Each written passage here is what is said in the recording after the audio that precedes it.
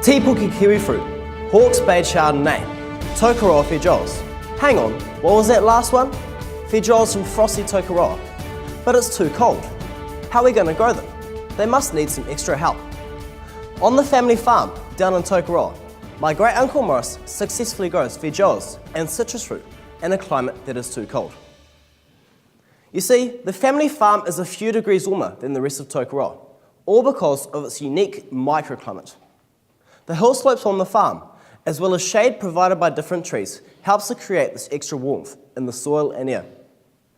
My uncle Morris takes advantage of this microclimate, modifying it through adding windbreaks to protect his crops from wind, as well as growing crops like feijoas that are suited to the extra warmth provided. Microclimates are local atmospheric zones where the climate is different to that of the surrounding area. Microclimates are affected by different environmental factors like temperature, humidity, light, wind and ozone exposure, soil type and topography, the shape of the land. Microclimates can have a huge effect on how we use our farming land, as well as the plant growth and survival. This is because plants, like all other living organisms, have optimal conditions in which they thrive. Thus, if we provide these plants with their optimal conditions, they will produce more fruit and deliver increased yields. The different factors within a microclimate can impact the optimal conditions for a plant, potentially either helping or hindering a plant's growth and health. The closer the conditions within a microclimate come to the plant's ideal, the better the growth and yield outcomes, not to mention taste. As an example, the assessment of crop loss from ozone, a study done by Walter Heck in 1982, showed the negative effect that ambient ozone has on crop yields. When exposed to 100 parts per billion of ozone in the local atmosphere, corn yields dropped by 10%. As ozone distribution is strongly regional, there are areas of high and low ozone, and therefore, in these areas of low ozone, there are higher yields. New Zealand has a successful history of using our natural microclimates. Because of our temperate climate and the many variations in topography throughout our rolling countryside. Māori used microclimates prior to European colonisation in their Tuatau stone fields, where they used volcanic stones to heat the soil for their crops. Our world-renowned kiwi fruit industry also uses hedging as windbreaks to create microclimates where they are shielded from the wind, increasing yield. As shown in these maps here, New Zealand experiences a variety of different climates. However, within each of these areas, there are also different areas which have microclimates, providing conditions allowing us to grow crops that usually wouldn't grow in these areas. Take, for example, Central Otago, which usually experiences average minimum temperatures between -24 and -13 degrees Celsius. This is typically too cold to grow grapevines. However, despite this, the Chard Farm Winery is successful.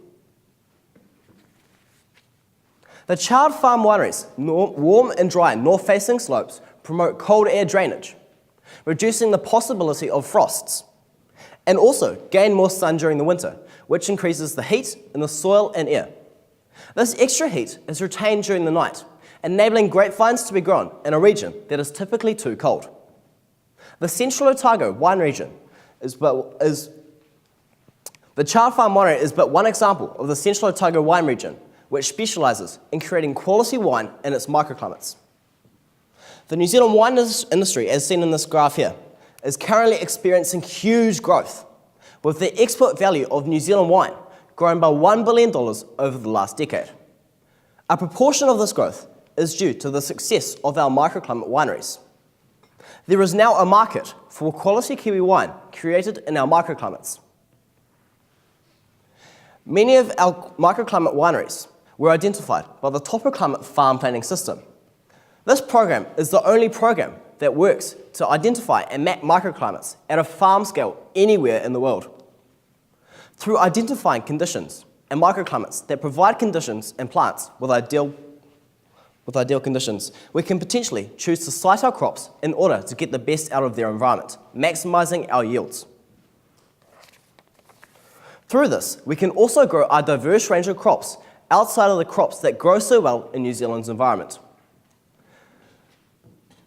Tree crops for every microclimate, a 1992 article by Dick Roberts, looked at growing non-traditional tree crops, which are suited to our natural microclimates.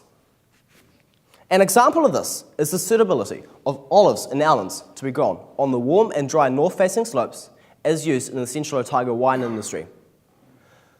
Through evaluating what crops are suited to our natural microclimates, we can potentially create new markets and industries, as seen in the success of New Zealand wine, maximising our agricultural output and profit margins.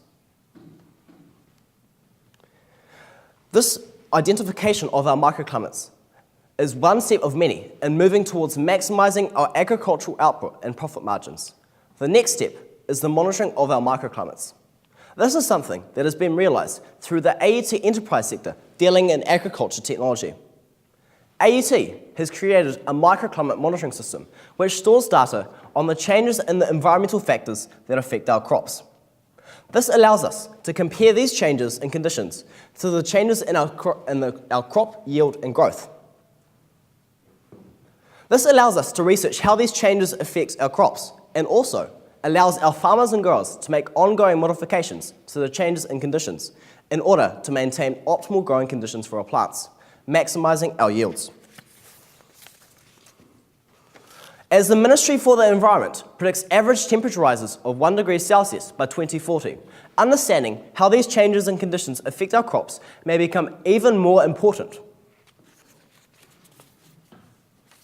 Monitoring our microclimates also allows us to direct specific resources where they are most needed. Take, for example, the monitoring of our soil and water, The monitoring of our soil and water. Through this allows us to direct specific chemical sprays and fertilisers where they're most needed. This reduces our unnecessary expenditure in agriculture and also reduces environmental damage. Another potential implication of microclimate monitoring is the prevention of disease. A research project in the Netherlands, in combination with the radio telescope low-frequency array, is currently evaluating whether the monitoring of our microclimates can be used to combat plant diseases. Phytophthora is a fungal disease in potatoes, where the attack of the disease depends strongly on the climatic conditions within a field. Through identifying what these ideal conditions are for the attack of the disease, our farmers can act in order to target these at-risk areas, potentially protecting all of our crops. This is not only an agricultural issue, this is also directly applicable to New Zealand, as Phytophthora is also another species of Carry dieback. So this means that there may be transferable applications, and we can use this to protect our natural heritage, as well as our agriculture and crops from disease. Ag Research Limited is New Zealand's largest Crown Research Institute, and in 2007, they stated their belief that New Zealand farmers will be able to double their agricultural output while at the same time reducing their greenhouse gas emissions and other detrimental environmental impacts associated with farming practices, all because of new technologies. If New Zealand is to be part of this technological surge using microclimates, they need to offer us environmental as well as economic benefits. Growing trees through microclimates has the benefit of reducing our soil erosion, which stops topsoil losses, as well as reducing our greenhouse gas emissions through the process of respiration. Hazelnut production potential for the Lake Taupo catchment was instigated by my great-uncle Morris as part of the New Zealand Tree Crops Association. The study evaluates the economic viability and potential for growing hazelnuts in and around microclimates in New Zealand, in particular the Lake Taupo area. The study identified that it was commercially viable, with higher returns per hectare, and also discovered that the hazelnut production required less nitrogen than standard stock farming in beef and lamb.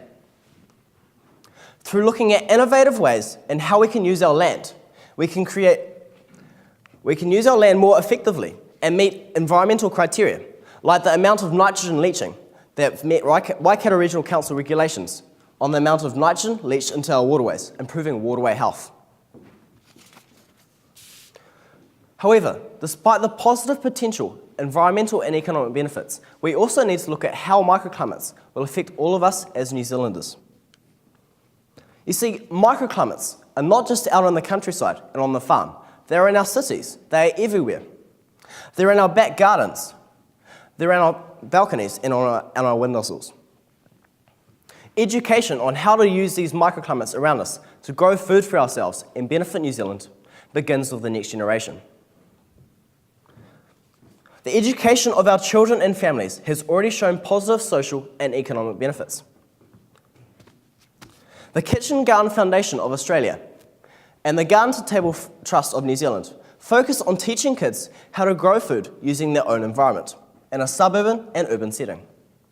In fact, the Australian government has recently committed extra funding to enable another 400 schools and their students to learn about how to grow food using their environment.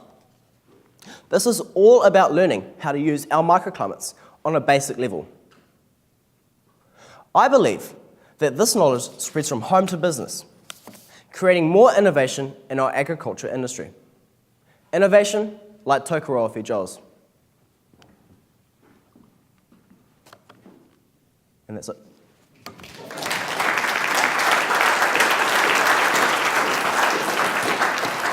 Thanks, Paul. You've given us a very good description of how we're already using microclimates. Yep.